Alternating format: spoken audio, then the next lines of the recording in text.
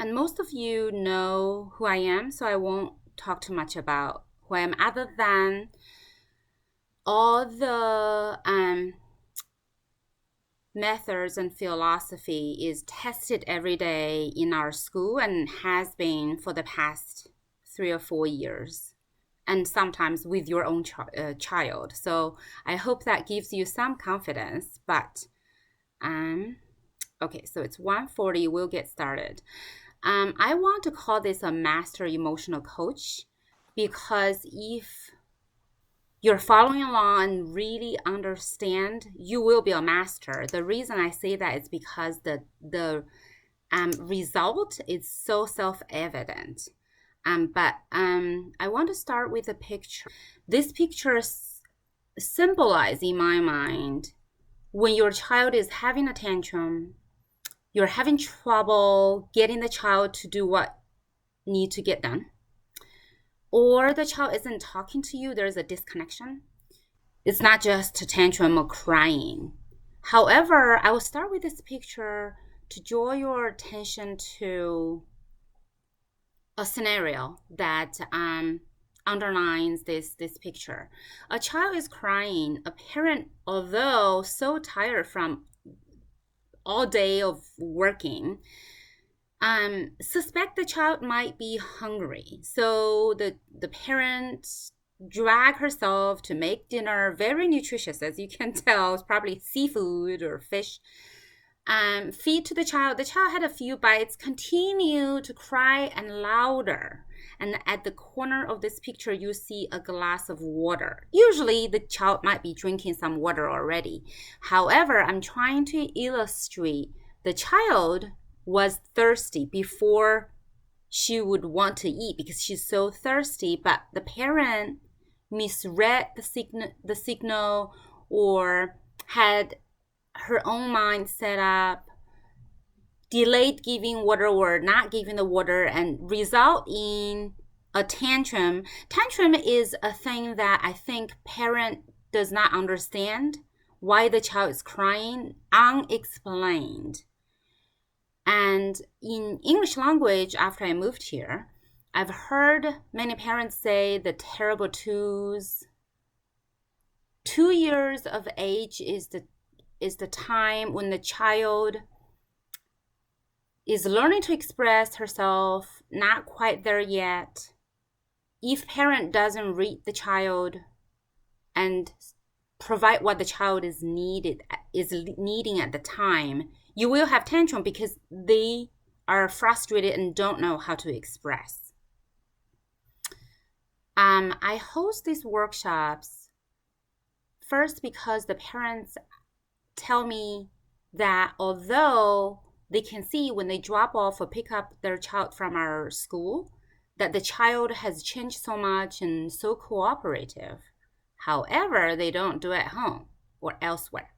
They want to know what I'm doing at the school is so effective. They want to do it at home. I've been doing this for a few years. I first had an English nature school because we didn't find Chinese speaking children. And then I had my own school, Chinese immersion school, now on the 4th year. I have so many stories to tell and my own experience dealing with children of all kinds of background, temperament. And now I have seen so much, and I can't wait to share with parents if they really thinking, try to get down to this method and philosophy. They really can.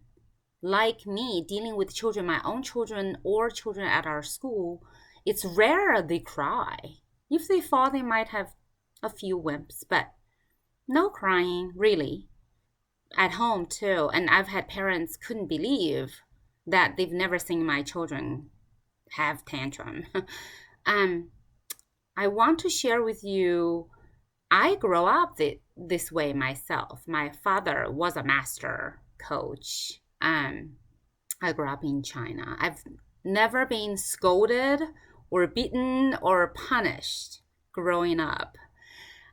So this is the way I know growing up, and the way I deal with children, and they behave the way I always behaved. And people, when I was growing up, they thought I was different, that I just had this angel personality. It's not true. People know me, know that I can be impatient. But with this philosophy method, we really can work with children with any personality and ability. I want to move through and explain to you in this presentation. We want to start with a metaphor. Imagine yourself a gardener and your child is your little plant. This will go through the whole presentation. You can expect the following results: a closer relationship with your child. By the way, that is your only channel through to them as they grow older. When they're younger, they rely on you more. You can use other things, such as taking away privileges and such. But as they grow, this close relationship between you is the only channel you can get through to them. So the stronger you start to build, the better later, and the better immediately and later on in their lives. You should expect less stress in your life, and we all need that, especially in this pandemic. I know many parents are so stressed, and I will address that. And your child will be more independent of you. There's some things you need to change in your ways dealing with them to accommodate that. But it's for greater good, I promise. And compassion, both ways. You are more compassionate toward your child, and surprise, they will be more compassionate toward you, which is handy. And before I get into the detail, I want us to take a moment. There are a few key changes we need to consider before this philosophy and methods will work. The first one is that we are raising adults, not minding children. What that means immediately to you as parent is that you need to watch how you communicate with them. I have personally listened to other parents talk, the way they talk to their child. If you ask them, would you ever talk like this to another adult, your friend or loved one? You can never imagine you'll do that. By the way, when I say you, you understand, I'm saying in general. Raising adults, when you interact with your child, you are thinking of the adults that they will be, not the child who doesn't know anything. I grew up in China where the parents always say, oh, just a child. They don't understand anything at all. Sometimes they say that to me while the child is listening. I'm just shocked, but we need to change that immediately. That's the first thing we need to change. Not minding children so they don't cause trouble, but you're raising adults. You're supporting them to get to the adult, the best version of adult that they will be. The next one is about expectation. As I continue to work with different children who in our program, almost without exception, overcome a lot of their initial roadblocks that they've achieved so much. An unexpected thing I run into is their parents cannot change their expectation of their child.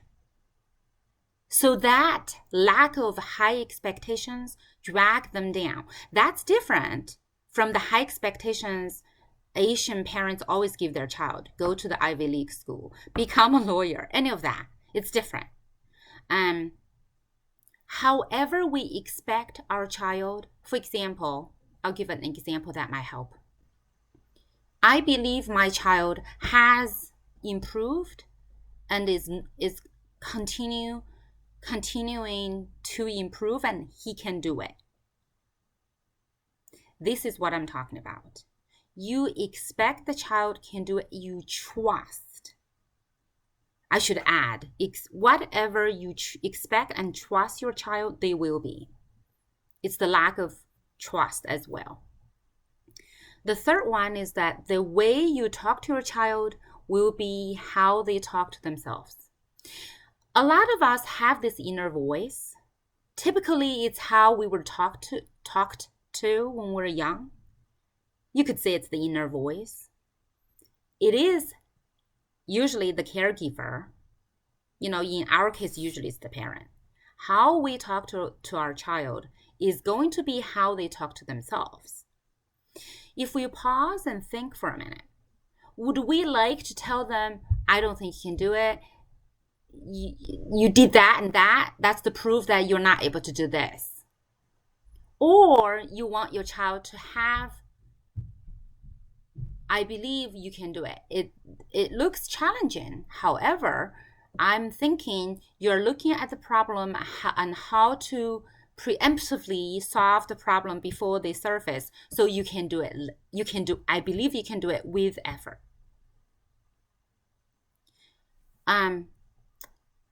I want to point out the way you talk to your child. I am thinking in my mind also of the verbal, even abusive tone I've heard from adults to children, sometimes without knowing. I also want to point out that a lot of times, especially when we are stressed, busy, the way we talk to our children or other children is a reflection of how we were talked to when we're young. So we need to forgive those adults who talk to us in maybe an abusive tone or very unsupportive, very doubtful, all those negative emotions behind the words they said to us. Forgive them, acknowledge that we were on the receiving end of those. It has affected how if we don't work on it, we might come out and talk to our children. However, we can change it. But anyway, I want to give just a few seconds to the 3 things listed here. They are so important. I want them to make an impression on your mind when it's still fresh before we get into the detail.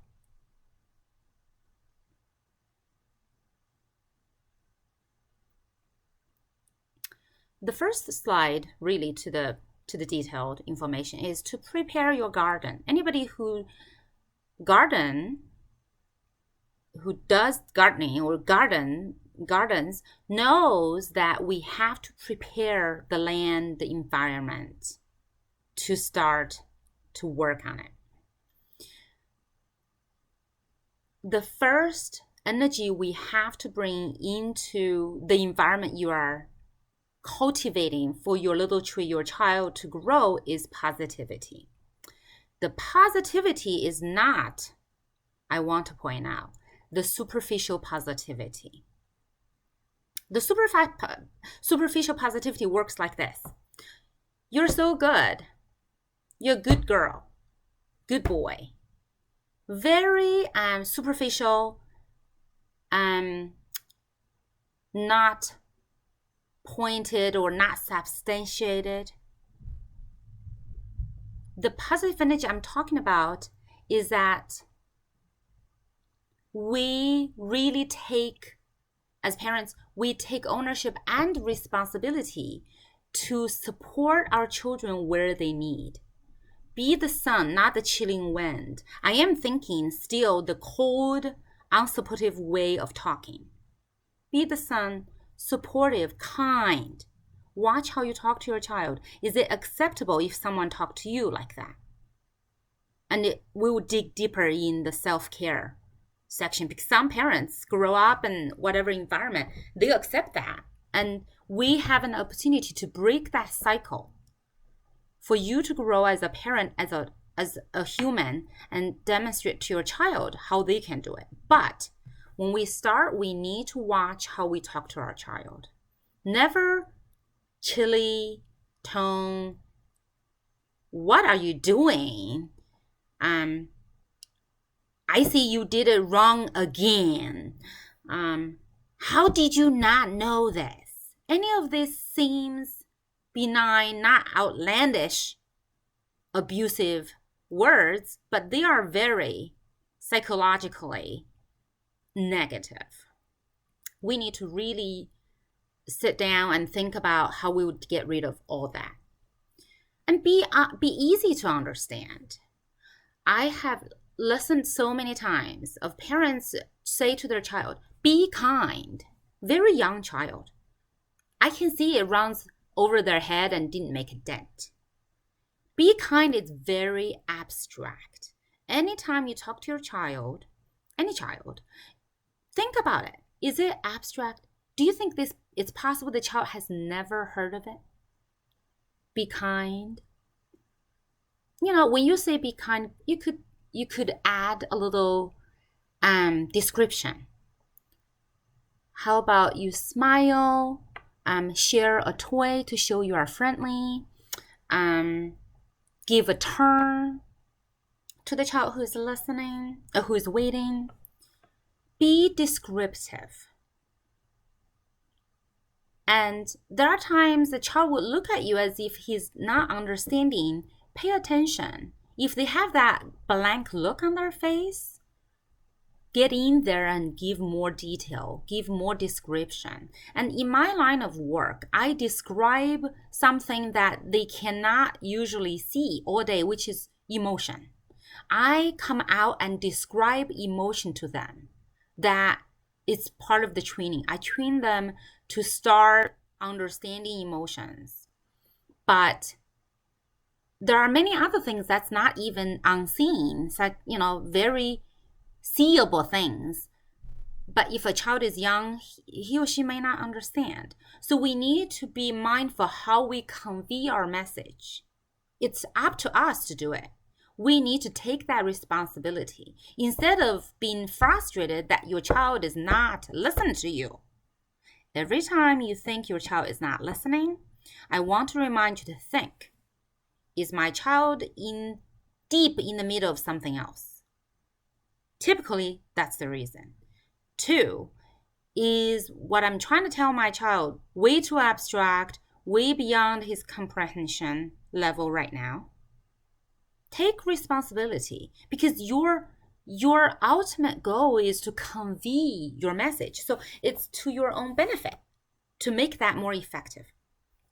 And I often utilize a character voice to help, because children respond to a character's voice much, much more readily and happily than scolding or lecturing.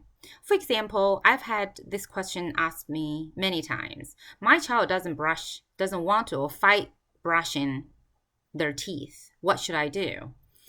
My own children had that too during those years. They don't anymore. I always use a character voice. I would say, oh, I'm the little germ on so-and-so's teeth. I am so happy. She is not going to brush her teeth because I'm going to stick onto the teeth and wait until she sleeps. Then all night long, I'm going to eat into her teeth until there's a hole. Many, many times, I would say 99% of the time, the child takes off running to brush teeth because you are conveying the truth. Right? You're using a very vivid description to explain a very abstract concept, because I've heard other parents trying to scare the kids to go brush teeth. If you don't brush your teeth is going to fall off your head. Well, one, that's not true. It takes years for that to happen. So unless it's immediate, to them, you're lying.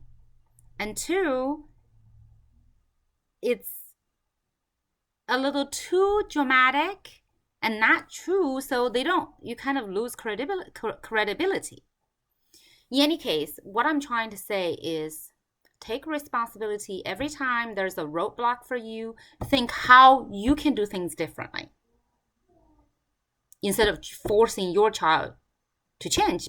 Frankly, most likely they can't or they won't, and it's a power struggle. The next one is patient. Last year, an artist in China drew a cartoon.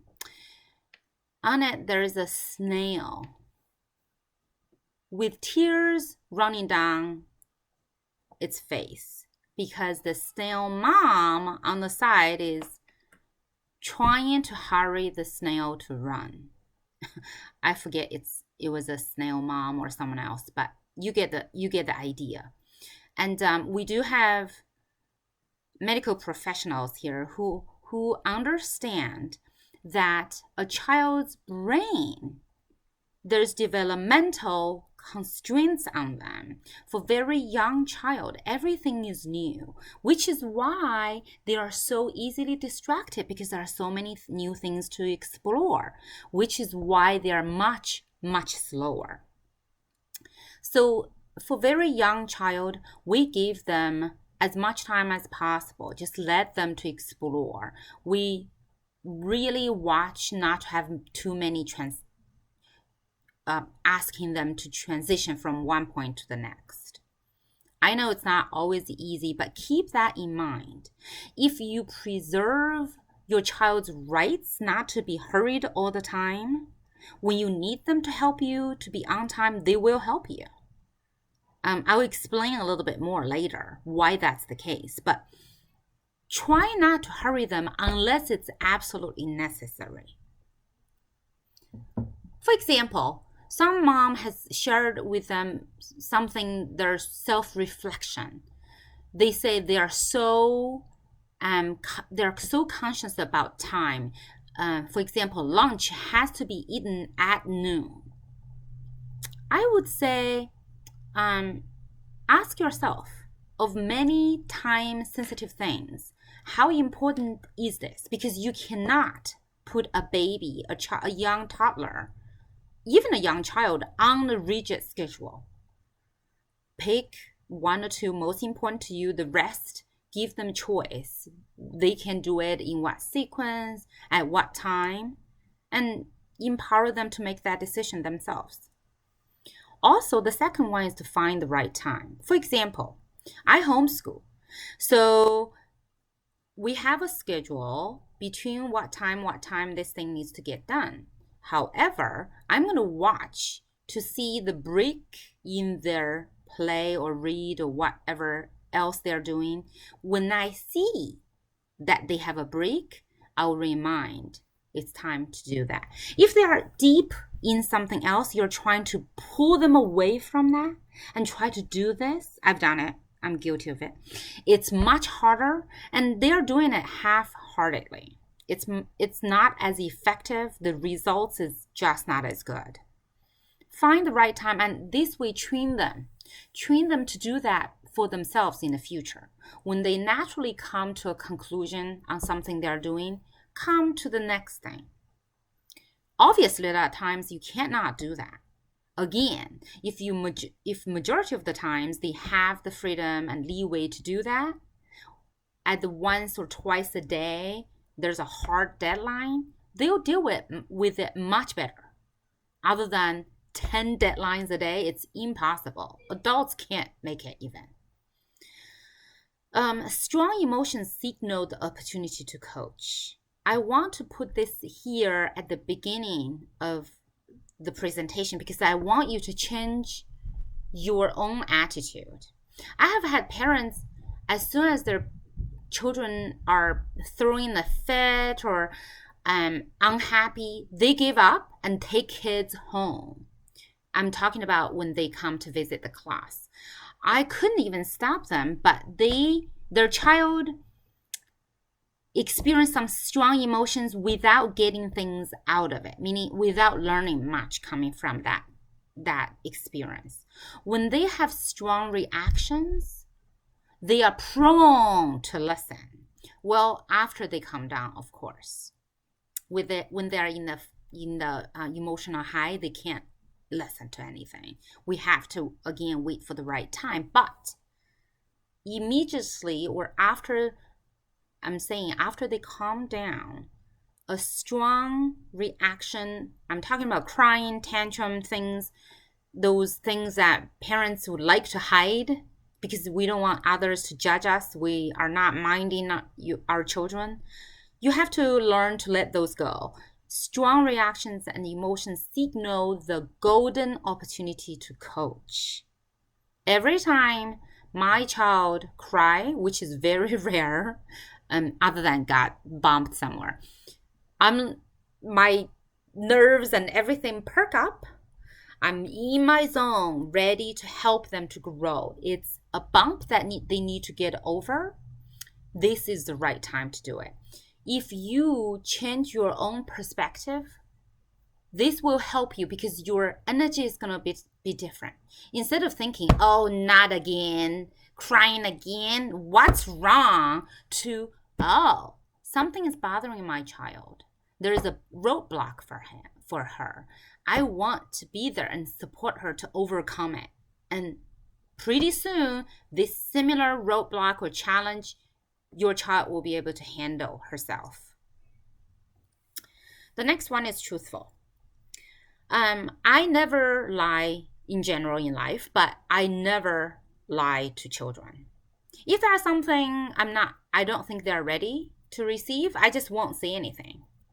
I'll wait. In our case, we haven't talked too much about religion. I don't think they're ready. But everything else I tell them is the truth. Sometimes some parents are a little scared. Like, oh, we don't want to scare them. No, I can't tell you how many times children come to our camp with so-called behavior problem. For example, I had a 7-year-old who had other troubles come, and she had a temper and she would yell and scream and sometimes try to hit others. I can't tell you the facial expression she had when I told her the truth. For children at that age, because there are expectations coming your way when a child is at that age, is that if you do those things, yelling, screaming, kicking, biting, and hit others, no school will tolerate that unless you improve. The child was like surprised. I'm sure the mother or the dad wouldn't want their child to feel like they will be anywhere and not welcomed. Well, there are some behavior they really should know. So they will know it's very important for them to work on it. And she asked, she said, oh, really? She said, what about adults? I'm so sorry to share that the reason she asked this question because she's witnessed adults fighting physically, verbally, and So I'm working to help her to heal and restore a sense of normalcy and what's accepted. So I told her, I said, adults, when they really go to that length and become very violent, they will be arrested, and with consequences, they will be arrested and go in front of a judge and potentially be sentenced to jail. The child was so surprised. Obviously, that's an extreme example, but I always tell the truth. For example, we take our kids to restaurant. If they become restless and become a little loud, I say, look at those customers who are eating. Of course, not anymore. We don't eat in the restaurant now, but in the past, look at how they look at you. Do they look happy? Do they look bothered? Do you see the waiter looking at you? And I will explain if they don't become quieter and not bother others, they would be asked to leave. Same with the library. I have welcomed librarians come over and tell my own kids to be quiet, explain, and sometimes I ask them to say it again. I'm not trying to get out of my responsibility as a parent. They need to know those consequences are real. We shouldn't shield them from those real responsibilities that's age appropriate. And the next one is consistent. these real consequences need to be consistent. You can't tell your child, oh, we need to be quiet in the library, because you do all that. Next time they're at the library, either I know we are all have times, days we are tired, we don't want to say a thing, but save yourself 10 times more time and energy for later by still consistently enforce this real consequence. Because if you don't, your child's mind works like this. My mom didn't let me do that time, but she let me do that this time. What did I do differently that I was able to get away? Did I cry not loud enough that time? Should I cry louder this time? Should I go on, fall to the ground and roll around? There are many examples that I have seen with my own eyes. I've also heard other parents say, I cannot be consistent all the time. I cannot. Well, the same parent always come back and say, well, they scream, they do this and curse, and I would say pick fewer boundaries, but be consistent every time. Because not only it's saving you time and energy with your child's interaction with you, it's also saving their heartache when they go outside to the outside world. Because children grow up like that, they will always constantly pushing the boundary, because to them, the boundaries at home is not firm. It invites them to constantly pushing it. When they go to the outside world, they constantly pushing the boundary. The adults who deal with them will be very annoyed. They won't like it, but they will always be told they need to respect the boundaries. So, but not only that, your child would be wasting time, precious energy on pushing the boundary instead of growing, discovering him or herself, the strength that they have. The next one is be present. This is a cliche, I think. Anybody who reads self-help books hear this all the time, but I have very detailed suggestions. For example, for Asian culture, the physical touch, hugs and kisses are very not necessarily part of our lives. I grew up differently. My dad was just an exception. But the rest of my family was not. However, this is backed by research. For those of you who don't know, I used to be a bilingual editor at Journal Science in Washington, D.C., so I love reading research literature. At a minimum, a human needs 5 hugs or kisses or physical touch to be okay. Children needs more to grow, but this is why in Japan they have a new industry, rent a boyfriend or girlfriend. It's not necessarily sexual, but it's physical touch, hold hands, be companion, all that. This is so important. I suggest that if your child seems fussy before bedtime and keeps coming back, they might need a few more hugs and kisses and just uninterrupted 20-minute whatever the child wants to do, snuggling up to you. We did that when the kids were younger. 20 minutes, whatever you want to do before bed, snuggling up in the bed with me. But also, remember I was talking about respectful, loving attitude. Anything you wouldn't say to your friend, any attitude you would not show your friend, don't do that to your child either. Remember, they are future adults. They deserve us to respect them. Okay. I just want to make sure everyone is admitted. Feel free to stop me if you need to ask questions. If you don't ask questions, I'll continue. But the physical touch is very important. Frankly, we need it. I want to share with you my younger child, the smell of his hair, his head, really immediately recharged me. No kidding.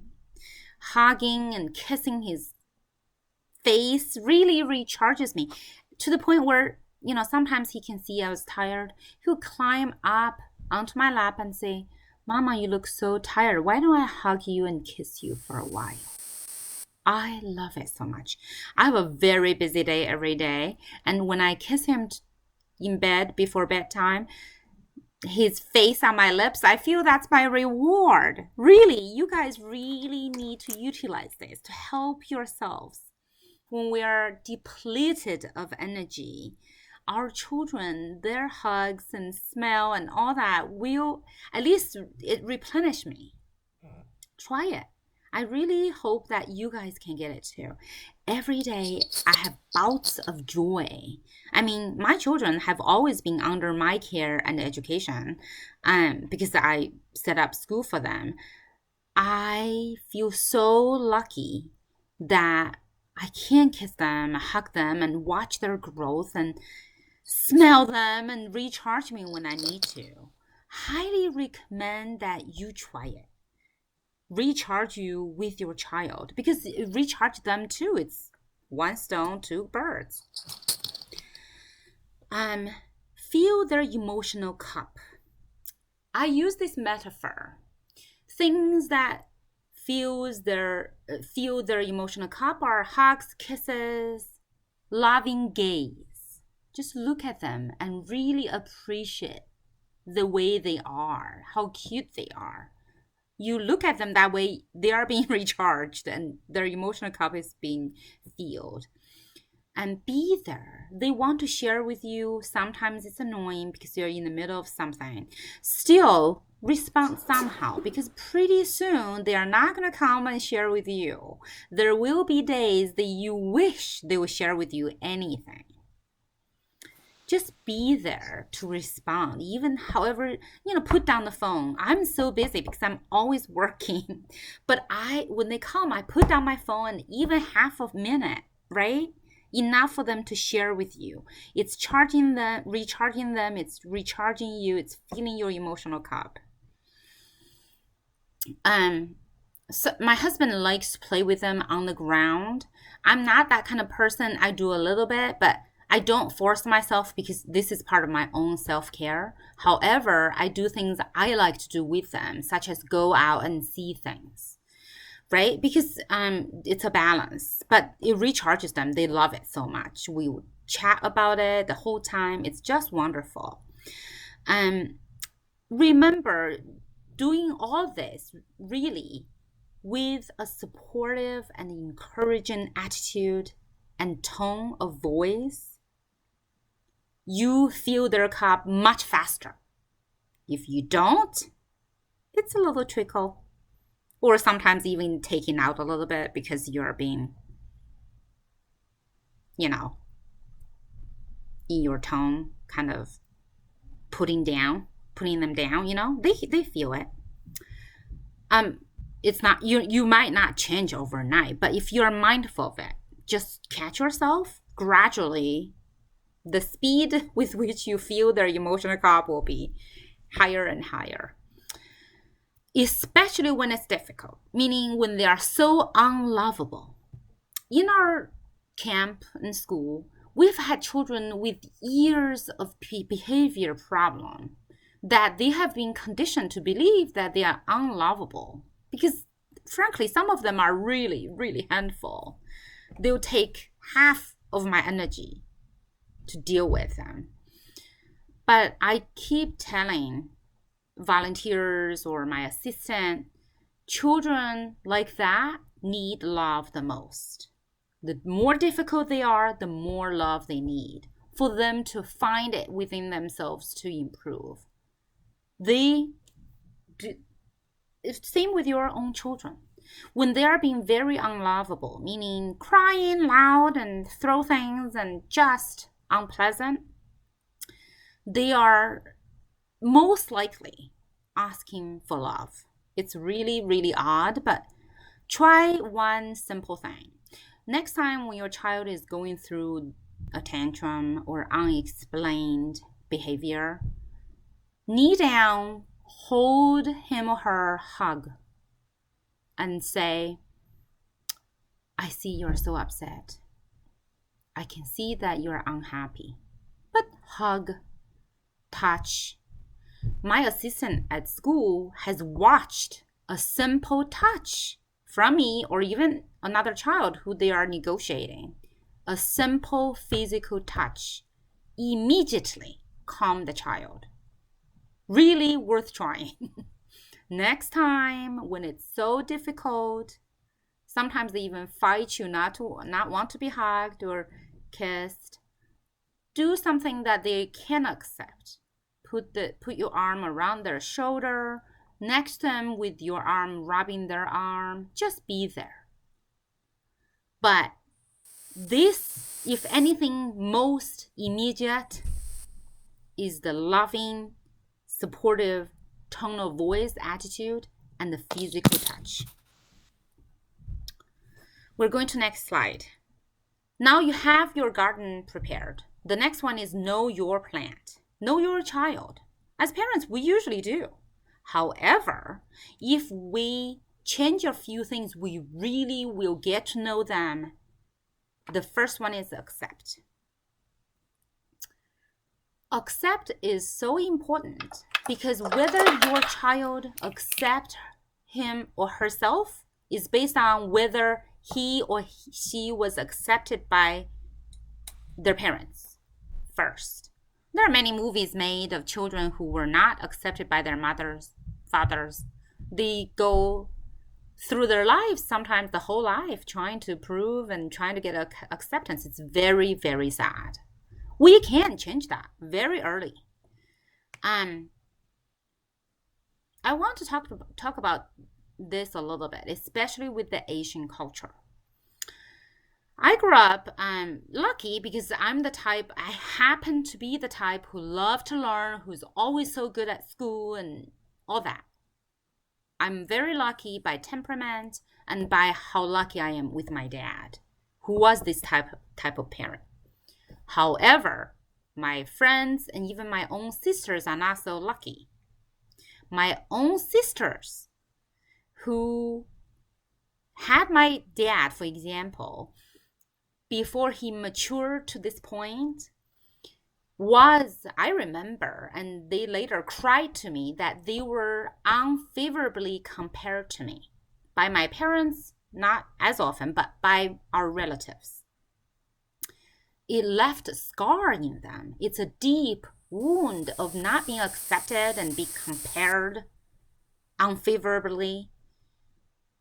On that topic about comparing, I want you to imagine a fish trying to compete with a squirrel climbing a tree. That's what's the unfavorable comparison at, really, the essence of those comparison. Every child is different. They have their own strength, weakness. Compare one child's weakness with another child's strength. It's so unfair, unnecessary, and completely counterproductive. You're not building the child to become better, the best of him or herself. You're discouraging the child because that's not a natural strength of that child. However, Asian culture, Chinese culture it's a daily, multiple times occurrence. Look at so-and-so, it's so good and this and that.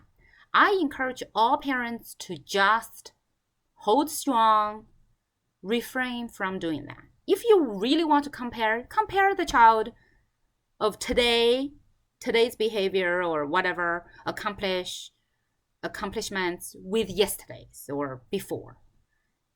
That's a way to show how they can improve themselves. Acknowledge the child's strength, their struggles, and their fears. There's no shame in fear. I mean, a person doesn't pick, I'm going to be fearful of this. They're just afraid. We're afraid at times. Acknowledge it is the first step. After the child feels safe that their struggles, strength, fears are all accepted, then they can work on it. Without that acceptance, they'll keep banging on it, banging their head on the wall in a way, because instinctively they know the acceptance from their parents is essential to their existence. We must accept. And I want to share with you that of my 2 children, my firstborn is an articulate, talked early, language seemed to be easy, math seemed to be easy. My secondborn, not so much, talked a little less, because probably simply because his brother is so talkative. And, numbers and characters might not be. I didn't notice how easy it was for the second. However, he's very good with physical stuff. He kind of played hockey, a toy, without being taught. He kind of instinctively knew. So we must, in our family, acknowledge that. And not compare, look, so-and-so talked, how do you not know the numbers? None of that. They have different strengths. They must be acknowledged of their own unique strength, and then go from there. Because as parents, we kind of scaffolding to help them to grow. Unless you acknowledge where the scaffolding is needed, how are you going to do that? We have to be truthful. And the second one is purge your past luggage and judgment. I'm talking about the luggage you carry around that was something done to you that caused you to have a luggage. For example, I have parents who are afraid, because of their own childhood experience, that their child is going to go through their hard struggle. Perhaps they were laughed at for not being very brave. So they preemptively trying to make sure their child is super brave. Well, frankly, their child is just on par with the age and personality and everything else. No need to be pushed to simply because something happened in parents' past unpleasant experience. Obviously, it's going to happen at times. But if we catch our own luggage and really work on not to let our past experience interfere with this child, because when that happens, when you let your past experience interfere your decision, your attitude toward this child, what you're saying is that your past experience override the child standing right in front of you. It's more important than the child himself, than his own strength, struggles, and fears. That's what it's saying. Do you want that really? Frankly, it doesn't work. I've seen many parents struggle. But the sooner we stop doing that, the better off we are, because it's going to be much easier for you. If you don't, it's going to be struggle. And the judgment is very important. Every time we talk to our child, if you cannot be in a positive state of being neutral. Being neutral meaning you're not preemptively judging already without knowing, gathering all the facts. I'm talking about if you have 2 kids, the bigger one did something, the younger one is crying, you yell out from another room. So, Allison, what did you do now? That's judging already. Allison is the older kid who, probably made the younger kid crying. But that's judging, and immediately before you even set foot in the other room trying to help with the situation, your older child, Allison, is already resisting you because she knows she's been judged, unfairly, may I add. So I deal with this all the time. I always help myself by having a few phrases ready to use. If I can't, my mind isn't there yet because I'm dealing with something else, my response is neutral. I would say, I hear so-and-so is crying. It's a neutral description. I hear so-and-so is crying. I hear so-and-so is being unhappy. Unhappy, of course, it's a judging, but it's still a factual description of what's going on. You're not assigning, pointing fingers already. Try that. Every time you need, help yourself by practicing. Just get into the habit of describing what's going on. That way, it will give you a few precious seconds when your brain can come from another place to here. Your baseline reaction is a neutral, describing fact reaction, not judging. Try it. Describing is just a wonderful thing. A lot of times, just by describing, if I say, I hear so-and-so is being unhappy, a lot of the students who come to our camp for a long time, they're very emotionally skilled, if you will. They will start to repair right away. Some of them will stop and look at that child, the unhappy one, with care. Remember I said the gaze, the loving gaze is helpful. It's part of the being supportive. Among children, it's the same. As soon as the child start looking with concern, with care at the other child, the repairing starts. That's being brought up only by a neutral description of the situation. What that tells me is that sometimes the offending child may not know what he's doing or may not notice the consequence of what he's doing. Just by neutrally describing what's going on, bring them back. Withhold comparison, I just touched on that, but I think it's just if you could, every time you want to compare, because sometimes it's fast, look, your brother is already finished, something like that. Although it's harmless because it's not leaving a scar, because it's, just eating food. I actually really don't like that, because what if the other child is in a growth spurt and need to eat more? I'm discouraged at times, my child seeing his brother finished, and he finished immediately without even us saying anything. Because, there are different reasons and circumstances, and comparison, horizontal comparison deserves a second look. At best, do it with caution. The second one is very important, advocate, because I just feel like the problem I'm seeing in the children who come to our school, a lot of times I realize it's a lack of self-advocate of the parent at home when they interact with their child. Which is why I say model authentic self-care. I just use one example of myself, that if there is something I don't like myself, such as getting down to the floor and roughhousing with a child, which I really don't particularly care for it. I'm happy to watch. I don't force myself to do it. There are plenty of other things both me and my kids enjoy. We can enjoy it together with those. It's authentic self-care because I'm not forcing myself to do something I don't want to do. They should do that too. Don't force yourself. Respect your own will. However, some of the parents, I know they don't do it because I've heard their child speak to them in a very disrespectful way when they pick up, drop off. Of course, the child has that tone at our camp in the beginning.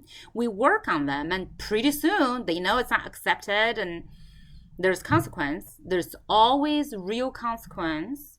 For example, if a child says to me, you do it, you open this for me, in a very, unpolite way, I'll be like, oh, that is so unfriendly. It hurts my ears. I want to get away from this unfriendly child. I don't want to help. They immediately change it because I'm really being truthful. Because frankly, all of us have that reaction. We suppress our real reaction because we want to be nice. Our children need us to be truthful because they are learning their ways. So a child learns to be respectful at our school. However, immediately when they see their parents or someone else pick them up, they revert back. What that tells me is that that's allowed. I saw the parent, they don't bat an eye when the child talked to them like that. I take my time. Sometimes when the parent reach out to me, I really suggest them to respect themselves, because it's a slippery slope path. I've seen it. I have another friend who doesn't advocate for herself. Her children, both of them, walk all over her. They would curse her, yell at her in a car ride. I told her, I said, I would stop the car, pull over at a safe spot on the road, have them stand outside of the car, because I cannot accept a child or anyone do that in a car. And we'll talk about it. Until they change their behavior, I am not driving anywhere. Plus, I'll explain. When they talk to me in a very disrespectful way, it distracts me, it makes me upset, and it's endangering all of our lives because I'm driving. So, authentic self-care, advocating for yourself is so important. I will do that with children coming to our school, but parents don't do that at home. They're setting roadblock for their children. They're setting their children up for failure on this regard.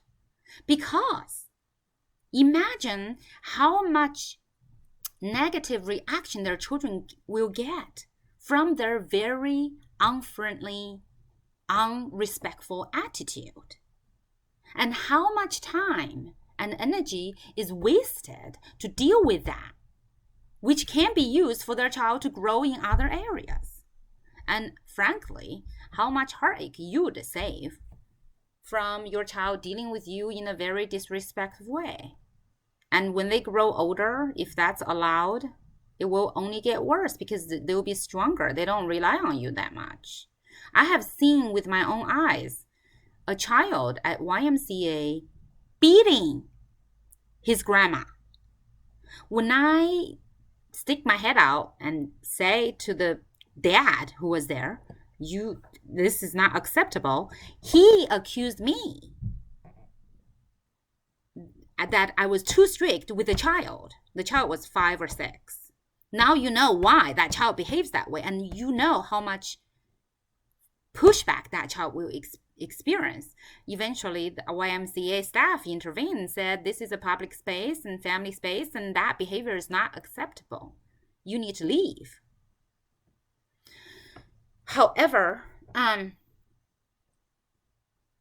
the other side of this is that you need to help your child to speak up. Of course, when your child come to our camp, that's one of the major part. We help them to speak up, stand their ground, seek and receive respect.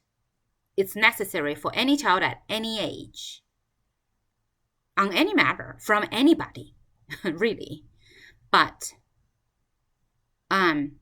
keep in mind, you have to model it. If you don't model it, there's a disconnect. You can see the words to your child, but your child is watching you. The next one is appreciate. What I'm trying to say is that to focus on progress made, not on what needs to get done. I cannot tell you how many times when I happily share a progress that's hard earned by the child and frankly by us, because we work very hard to help those child to overcome the challenges they face and they make a progress. I happily share with the parent, the first thing coming out of those parents' mouth is this, but how about this? I really want parents to pause for a minute, enjoy the fact that the child really, some of those roadblocks are really detrimental to their family life. Such as I had a child who I knew he was ready to participate in our class independently, but he was in the habit of participating with his mother. So he screamed. He's a very strong-willed child. He would scream for 20 minutes. But we made it clear to the child that his parents really need him to be here. They need to work. And I am next to him, around, keep him safe. He's sad, he can cry for a while, but this is his reality.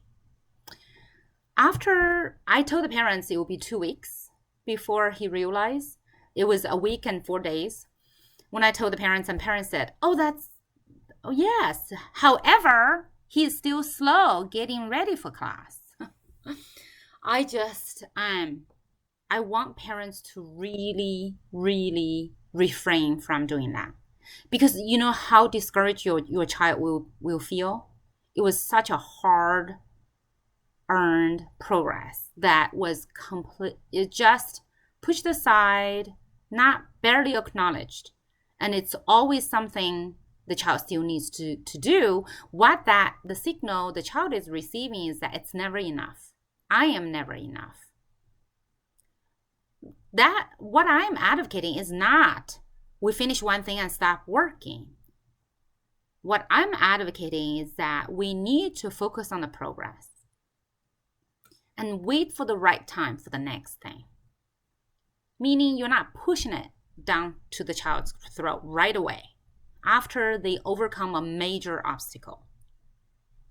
We need to focus on progress, acknowledge their effort, how hard they did really work hard. They might not understand, but they work very hard. All in Mandarin Chinese 100% of the time. So it's a lot of work for the kids. However, their parents don't appreciate any of the effort because there's always the next thing that they haven't done. Again, a lot of movies and made stories we've heard that kids after they grow up cannot escape this feeling nothing is good enough. Yes, because when you're growing up, your parents keep pointing out what you have yet done. We need to watch it. Some of us, I'm lucky, I don't feel that. But I have many adult friends have shared with me, it's just never enough.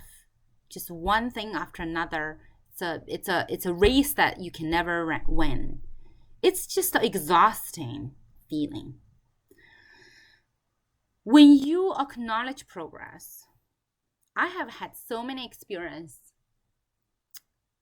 incidents with children where when you acknowledge them, wholeheartedly celebrate their hard-won progress, they want to be better immediately. My oldest is the one example. Just shower your affection on them, really. A hard-won progress, just to shower. I mean, it's not to spoil them. There is a decisive difference. Spoiling, in my mind, is not to hold them responsible for their behavior. Showering them with your affection when they make a wonderful progress is that to let them know you're on their side. You see their effort, hard work. You're happy for them. That's love. Love is also an abstract concept. We need to break it down to show our kids what's love. I often, when those loving gestures are done, I then say, oh, your brother loves you so much, for my own children. Because this is to show them what is love, right? When you tell them love is an action, again, it's so abstract. It goes over their head. It won't get in. But you actually describe what you are seeing, the loving effort, and then say it's love. Build on progress when the time is right. Obviously, to see when the time is right is a difficult task, but you need to practice. Usually, it's when the child no longer feels challenged, or the next challenge is knocking on them all the time. Then it's time. That's the time to build on the progress they already made. Not immediately when you have a timeline for them to finish. And all of us, I'm type A. Talking about timeline, I really like to have schedule. I learned very quickly, life doesn't follow your schedule. If we are smart, we look for the right timing. We wait patiently, keep other work, but when the time comes, but look for the time, look for the right time. When the time comes, then you go in. Same with children. You will see they become restless, or their next challenge is always in the way. For example, if they're late for school, they're always late. But that's after they stop crying. They no longer cry, and they are so happy at school, and their strength shining through. It's just wonderful. However, they're a little late. If they, late a few times in a row, and you can start to describe what their playmates are doing at school, how they're missing him, using the playmate's voice, even better, to describe what late is. Otherwise, being late is, again, an abstract concept. Younger children don't know the concept of time without being taught, let alone being late. Encourage effort, not only results. This is so important because you don't want your child to stop trying simply because they didn't, in their first try, they didn't get to the desired result. Which is why it's important to encourage effort, not only focus on the results. And utilize their strength. How many of us have been an intern at one point of our career? I'm raising my hand. We want to be used. Hello, we feel so proud when people see our strength and, have us do something. We can't wait to get it done top notch and to show we can do it. Same with children. Use them. We do this all the time, and if you ever visit our class, you can see that I definitely utilize different children's strengths to different things. It's not because I'm lazy. It's because our goal isn't to get something done. Our goal is for your child, or my own children, go to the school and grow their ability. How to grow their ability by using their ability. Our 8-year-old, our oldest, recently gave my husband a haircut. My husband chose him over me because he's strong. My husband said, because he is focused and committed. I am not focused. I have a million things going on. And the haircut, you can't tell the haircut wasn't done in a hairdresser's salon. But also on that, why is our 8-year-old able to be so focused and committed? If you ever read our school's description, there's one word, which is uninterrupted play. Self-led, uninterrupted play. Uninterrupted is a way to train your child. He trains himself, but you create the environment he's able to train himself to be completely focused, razor-sharp focused, and handle any task at hand. If you always interrupt the child, hurry them, they are always having to be pulled out from their zone. Their attention span is not enlonged. What I'm trying to say is that for example, at our school, kids can be spending an hour working on something, playing on something. We take care not to interrupt them. You'd never see us call their name unnecessarily. That's their time preserved to work on whatever they want to work on, an hour, 2 hours. I'm so impressed. Can you imagine a 3, 4, 5, 6, 7, 8-year-old be so focused, think of a project, a plaything from start to finish, actually execute it to the level they're satisfied? You will see an 8-year-old can do a haircut on his dad. Beating an adult, if I may add. I concede. He beat me because he was far more focused and committed. Next one is support your plan to grow. One of the things I keep advocating on behalf of our children to their parents is to grant decision making. Whenever age appropriate, let them decide. For example, children come to our school and they have gear in their bags if it's not needed right away. And parents sometimes struggle with them to have it on.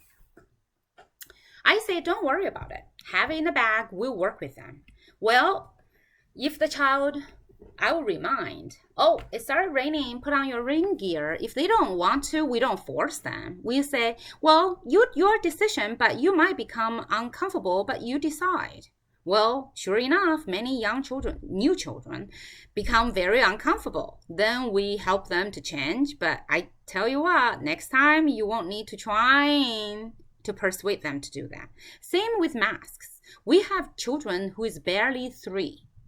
The mom was very concerned that the child refused to wear a mask. I said, oh, that's okay. He can come. Come try. The child comes, watch the kids mesmerized by all the playing, want to join, but I would say it's your decision. If you don't have a mask, you cannot play with the kids, but you can watch from afar. If you want to play, you have to put on the mask. Here's the reason, because of the virus and all that you explain. Within half an hour, the child is like, oh, I even say, it's your decision. When you are ready, come to find me. I'll help you to put it on. 100% of the time, the child will come. Even after, some are sooner, some are later, but they want to play. It's their decision. And we don't have problem with mask wearing anymore. They want to play. Every time they get tired or something, I'm very sympathetic. I'll say, oh, if you're tired of the mask, how about you move afar from the rest of the group and sit there for a while, rest a little bit without mask on. Whenever you're ready to come back, put it on. They all do it. It's their decision. It's age appropriate.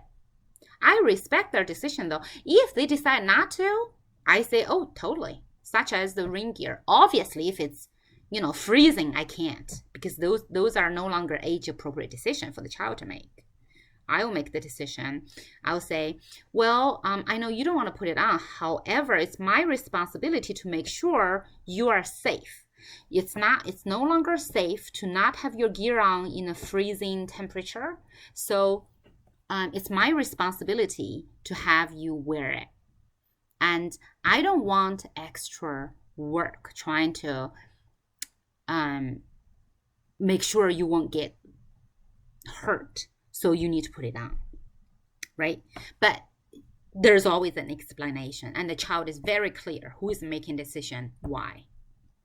Explain real consequences. I already gave a few examples, and even with the masks, we talk about the pandemic and the virus and how it's dangerous not to wear masks. You're so close to someone's face and the nose and the mouth and aerosol. We talk about those things like that.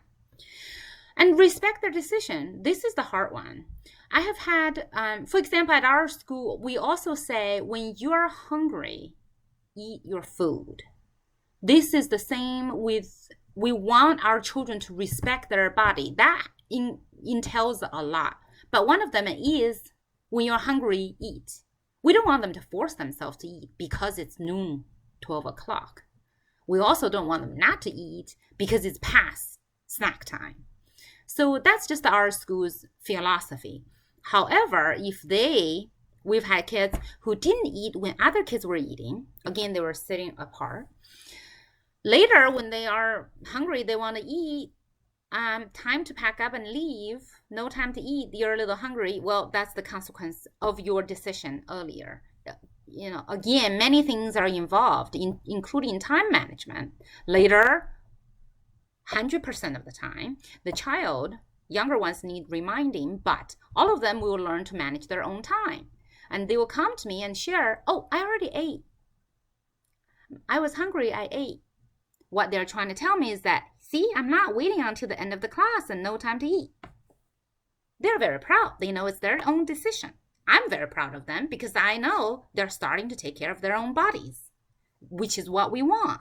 We want them to grow. I tell parents, my goal isn't your child eats that meal at the school.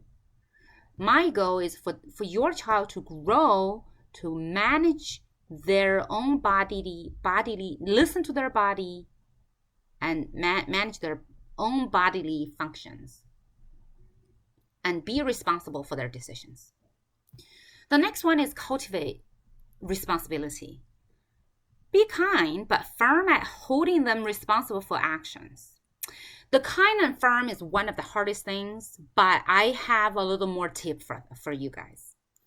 Kind in your attitude, firm in your action. That's how you can do it. I'll give an example. My kids left our hose on in the front yard all night long. Guess what? We had a lot of water, it's a lot of money. Water bill, high water bill. I was very sympathetic, listened to them how they forgot, and I feel bad that they forgot. However, I was firm that they need to pay part of it. They do have money. They made money elsewhere. Our children do come up with ways to make money. And my husband was very unhappy with me because I took all of their money. I was firm in my action that I'm sorry, you're not paying the whole bill. You're paying part of it because as a parent, I'm partly responsible that I didn't go check that you turn it off, but you're responsible because I didn't even know you turn it on. You're responsible for your reactions, for your actions. But I was very kind, and our kids weren't upset or feel punished in any way. That's the difference between consequences and punishment. Punishment, the children, the receiver always know it's a punishment, it's negative energy, and they don't like it. Consequence, you are kind and supportive, facing consequence together with them. You're not forcing any punishment on them. You're on their side to face that real consequence. Our kids, although my husband being punished growing up, thinking it's a punishment, were unhappy, our kids were not. They readily counted their money and gave it to me. Not unhappy at all. But I bet you they'll remember to turn off the water next time. Support through the lesson. Eyes on future. Sometimes the consequence is so much that the child is upset. So remember being there, being present, support them, but give them time to process their negative emotions, disappointments, self-blaming sometimes. Oh, I should have remembered. Those are all human reactions. That's okay. But you are always there to catch them and help coach them to put their eyes on future. What are you going to do next time? That's how we can stay positive. Not that we will never make mistake, but we always learn something from our mistakes. The eyes on future, and if you coach them always, they will do this in the future. They will not get into the rut of not coming out of the negative emotions. And I want to point out that the attachment parenting, for example, some parents do that. To me, sometimes they're a little bit too self-indulgent. that, oh, let's cry, let's, get all the emotions. I think it's absolutely necessary. The child needs to be given time and space to process their negative emotions, but you should never dwell on it. If you dwell on it, it's hard. We will be pulled down by the negative emotions. It's just human. It's only human, right? But we need to coach our child to learn to put their eyes on future. Always think about future. There's hope. Onward, think about what we can do next time. The next one is give space. And I use a metaphor. If you take a walk in the woods, you will see that around, let's say, a majestic Douglas fir, or in California, a big maple fir, or even a Pacific Madrone, any of the big trees, notice there is no smaller trees right next to them, typically. Even if there are some, they are not growing very well. Yes, because the big tree block the sun, get all the rain, and basically suffocate the younger one around them. Fortunately for humans, we have feet. We can walk away from our children. Obviously, not abandoning them, but give them space. Let them lead. When age appropriate, just let them lead. I'll give an example of doing house chores. Our kids start to empty dishwasher at age 3. Even if they do it not very well, I might give advice, but I always respect the way they do it. Gradually, they learned to really make the process the easiest, the most efficient themselves. Probably with some of my advice, but let them lead. They can do that. Obviously, they broke a few cups and glasses here and there, but haven't we all? It's human. And I advocate say no only when necessary. What that means is that don't say no so you can show who's in charge. What? That shows as adults we have a need to show we're in charge. That means as adults we have to do some inner work ourselves. Don't have your child to be on the receiving end of your own either ego or insecurity. Why do you need to show you're in charge? You are in charge. You don't need to show. No need. Say no only when necessary. Always say yes. It's not to spoil them. Because people are like, oh, you would be spoiling your child. No. If they want, for example, listen to another Chinese story. Hooray, of course. I'm trying to create a Chinese environment for them. We don't watch TV or any of that. So, all these things I know are good for them. And if they want to do a few more of those and not affecting other things they need to do, of course, even if it's a little inconvenient for me, that's okay. I can live with it. Help only when asked. This is a difficult one. You, in the future, I'll add, but because there is space for typing is tight, but some child, if they are always helped without asking and things are done for them, they might not ask. There used to be things done for them before they even think of it. We don't want that. There's a reason. You want your child to be standing on her own 2 feet. If they need help, they need to ask. Because when they go to the outside world, people typically won't be tailored to their needs and do things for them without asking. The sooner they get into the habit of asking in an effective, friendly way, the better off they are. That's one. 2, if you provide help too soon, you're robbing them. I'm sorry I used the word robbing, but depriving them of the opportunity that they could struggle and grow and get it done themselves, however imperfectly. So when people come to visit our class, you'll be surprised to see I rarely lift a finger to help. Rarely. If I'm helping, I am half helping. That means I'm coaching the other child to eventually be able to handle these tasks himself. So I might be holding a thing for them so they could work on it sometime. But very rarely, again, our goal having kids come to school isn't to get something done, is to help them to grow their skills, overcome challenges, and as a byproduct, many things get done very quickly. Now our fall camp is in the middle. I tell y'all, by the time pack up come around, in the past it might take half an hour for the young children to grow their skills to be able to pack up. Now it's a few minutes, everything is packed up and ready to go. That's the goal. For them to learn, to do things, to grow their skills. Helping without being asked, helping too soon, is to depriving them of the opportunity to learn. As you know, adults and parents especially, we love our children. We want to help them. But do you want to deprive their opportunity to grow? No.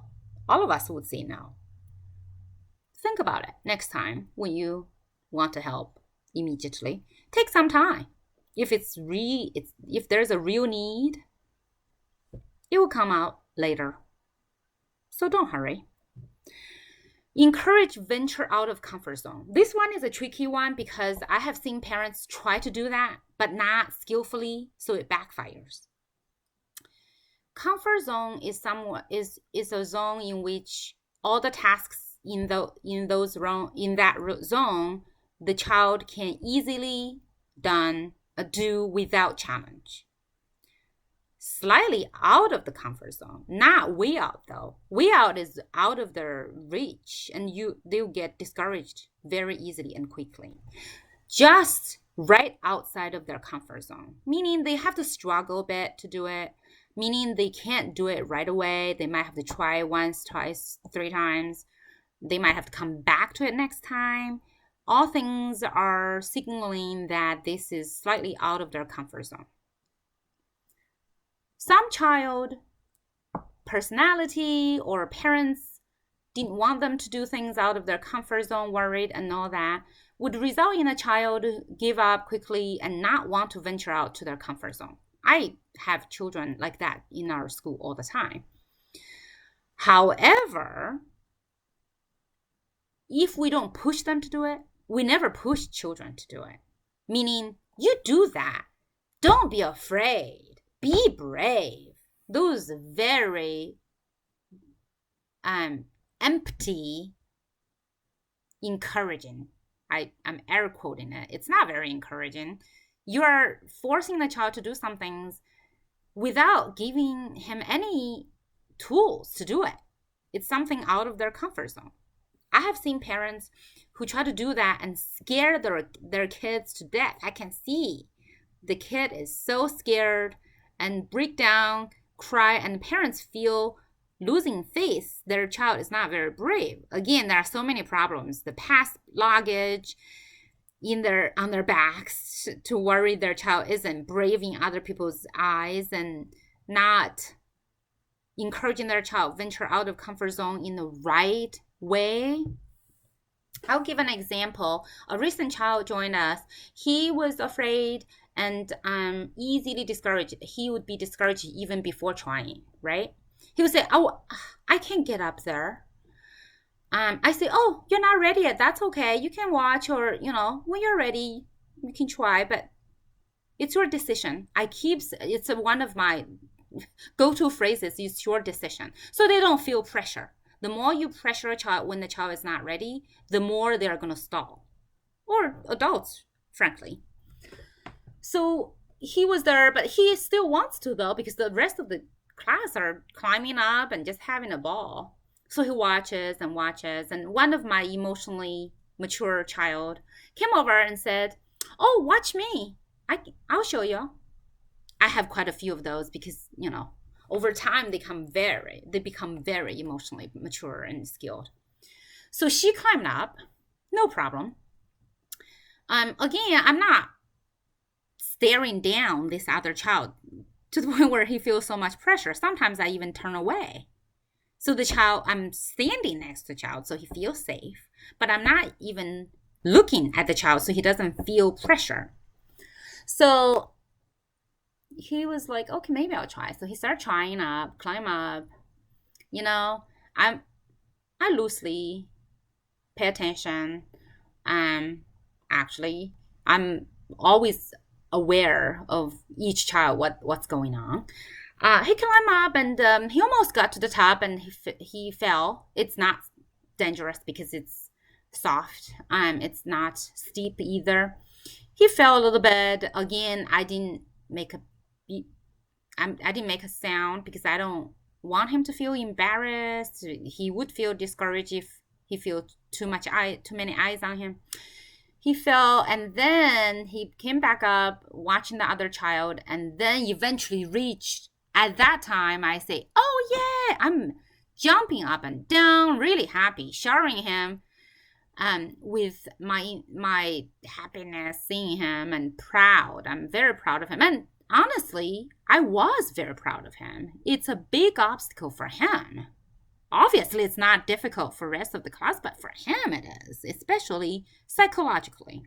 Guess what? Typically, a child would go back and try to conquer that challenge typically 20 to 30 times during the class until it's completely in their comfort zone. That's how they become more confident. The confidence, the self-confidence does not come when you trying to tell your child, be more confident, why can't you be more confident, or even tell them how great they are, because that's too empty. That's also words.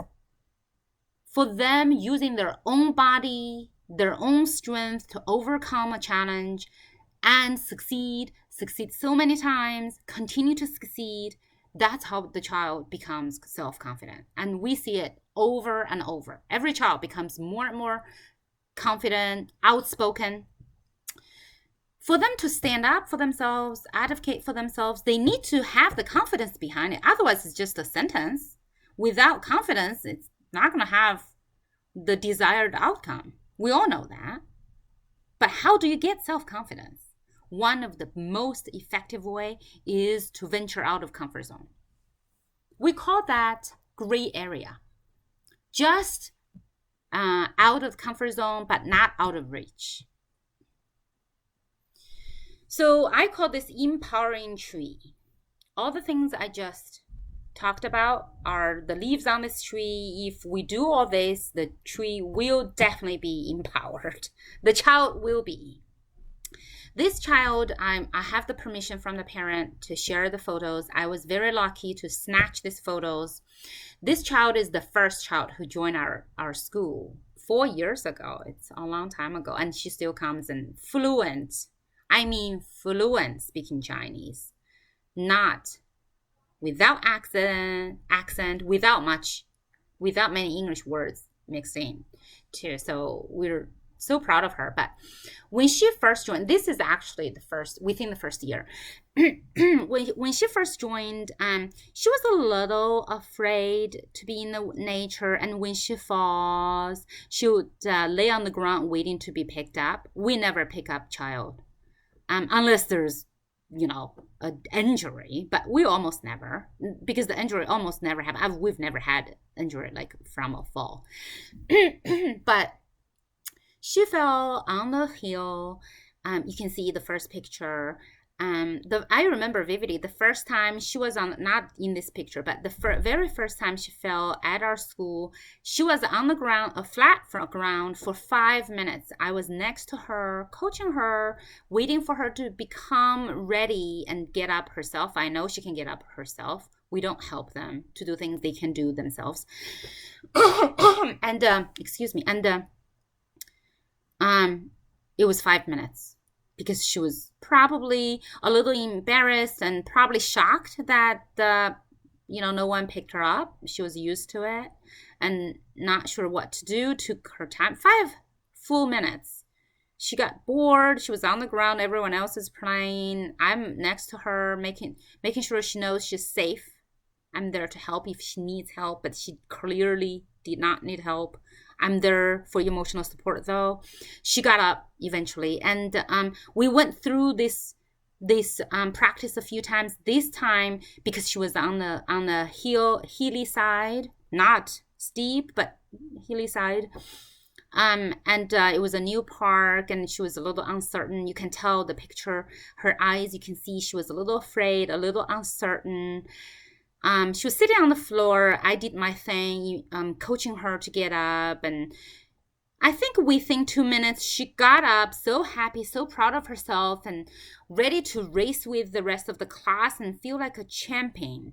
If you see the second picture, the look on her face, haven't you seen it when a soccer star on the field had a important, crucial score, a game deciding score, and had a champion yell, scream, and someone lucky enough to snatch the picture? I feel so lucky to snatch that picture. She felt like a champion. Frankly, she was. Nowadays, you can't even recognize her. My new child, also a girl, described her as sassy. Yes, sassy. No, defend herself when necessary. Pursue what she wants to do. Free to pursue what she wants to do. We all want our kids to be like that. So, let's see. I'm almost done with my presentation. This is the picture of an empowered child. And we want our children all be like that. Overcome, be proud, be self-confident, be daring. Go overcome, go, search for the world and take the world by the storm. Whatever you want to say. But I will give the final example of what would you do in a situation where child A made child B upset. We would, if you have to go in a situation like that with any assumption, it should be this one. Children don't want to hurt others or cause trouble. They typically just want to play. Or sometimes they might not be thinking for others, so they cause others to be upset, but that's not their end goal. Their end goal is to have fun. And then find out what happened and why, without a judging attitude. I've talked about the judging attitude multiple times, but this is the time to put it in testing. Because if you go in with a judging attitude, child A is going to be self-defensive. He's not going to be cooperative, and he's going to he knows you already judged him. And some of them will be upset. You'll be like, what? You caused your brother to cry. You are being upset. What is wrong with you? I've seen this many times with my own eyes, including with my own husband, who has improved so much, I might add. But in the beginning, because many times there's a valid reason. And then you can coach the consequences. You're sympathetic. You're helping this child A to face the consequence. But you are with the child A. You're with him. You're trying to help him. But you're firm that he must face the consequences. But you are there to help. This attitude is everything. If this attitude isn't there, you can't use this method. It's not going to work. Encourage the child to make it right. But remember, let the child to lead. Sometimes the child need a little advice. You could even offer and say, do you need advice or suggestion? They be either not, and sometimes, especially the children who've been coming to our school for so long, they know it. They'll say no, they don't need anything. They know how to do it. I sometimes walk away on purpose because they don't want to be stared down. Or at the very minimum, I turn around. So they are completely free to do what they need to do. They know. And provide moral support when needed. I ask, would you like me to go with you? typically the new children will say yes because they need moral support. Some of my regular children, they don't want to be looked at because then, it's a hard thing to do, to go try to repair a relationship. You don't want to be looked at. Do you want to have an audience when you try to repair a relationship with your husband or wife? You know what I mean? Like, it's the same thing. Child B, sympathize with child B and allow time to process. This is something that's worth emphasizing, because I have had parents who be like, oh, I know you're upset and all that. Are you ready? Your brother is here to make nice with you. You should be ready. No. This is the time when they are not ready, and it's valid. Just think of yourself. When you are truly upset, you need some time to come back. Allow that time, and the best thing still comes back to this. Say, come find us when you are ready. So the child is empowered. It's going to be that child B's decision, and he or she will come to find you when she's ready. However, neither child can play, because otherwise you will forget, and the reconciliation won't happen, and there's consequence of that. So neither of them can play until they reconcile. That gives them some incentive to really get it done.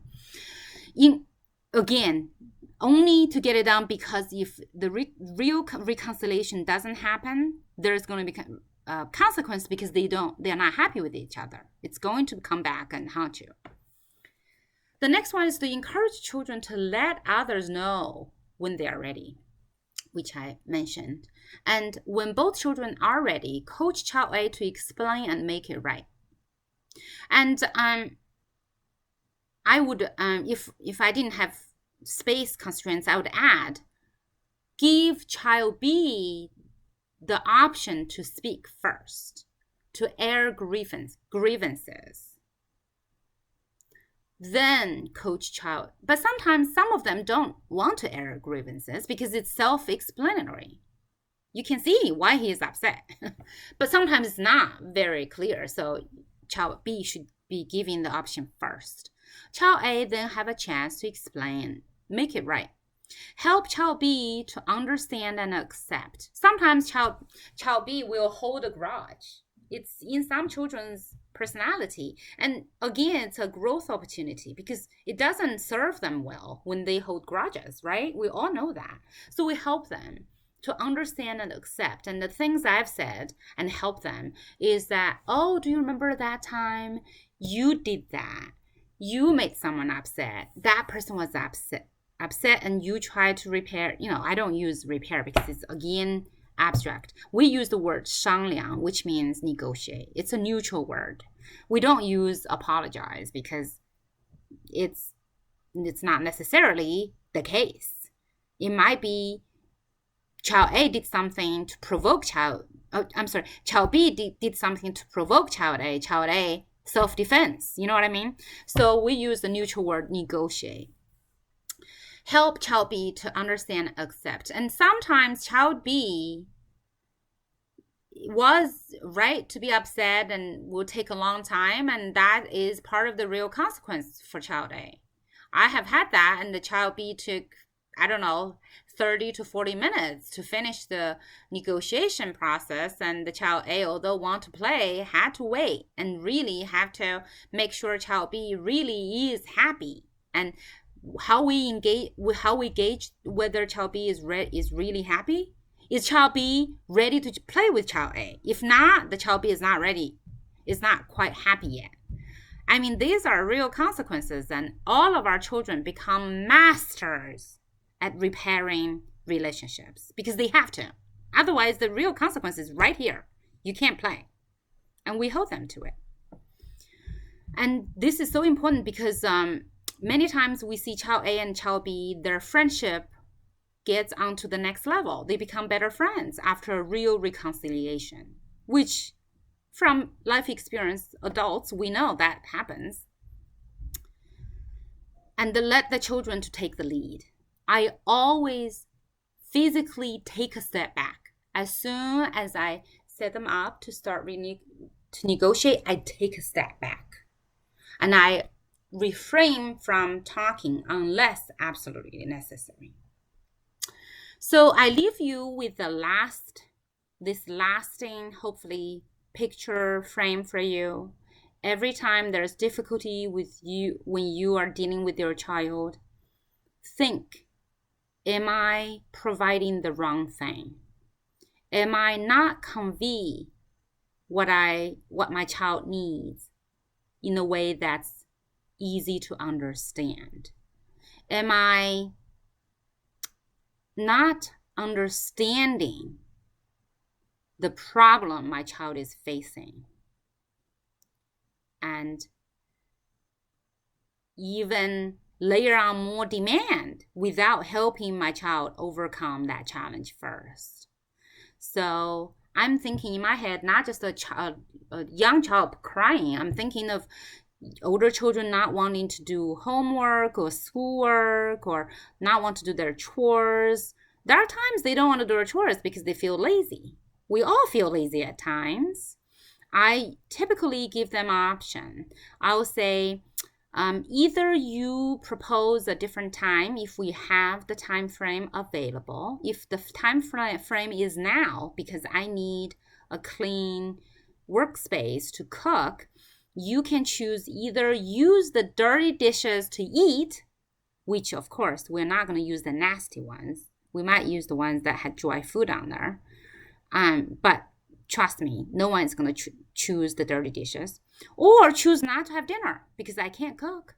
Again, real immediate consequences. And I encourage you every time you interact with your child and there's a difficulty and you are trying to find the immediate consequence and it's not there, I would suggest you to add the immediate consequence even in your explanation. An example came to mind was a father asked, well, how are you going to explain if you don't study in the future, you can't, do this and that? Because it will be 10 years later. Correct. It will be 10 years later. But you can vividly describe, one, how there are books that you bought they love to read, but they have to bug you to read because they don't know all the words.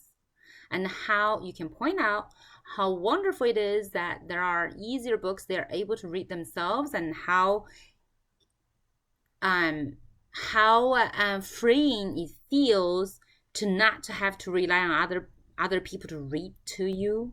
I know some of you have reader machines. Be more creative on explaining that. The reader machine cannot read everything. And unless you learn to read, there are things you simply cannot do unless you learn math. For example, our children learn to make money. They have to calculate. They have to keep books, right? They have to learn to do that. Otherwise, you can't. So other people will just give you less money or, you'll lose money. Whatever you can think of to fill the gaps in a long-term consequence. Be creative. So this is the end of the presentation.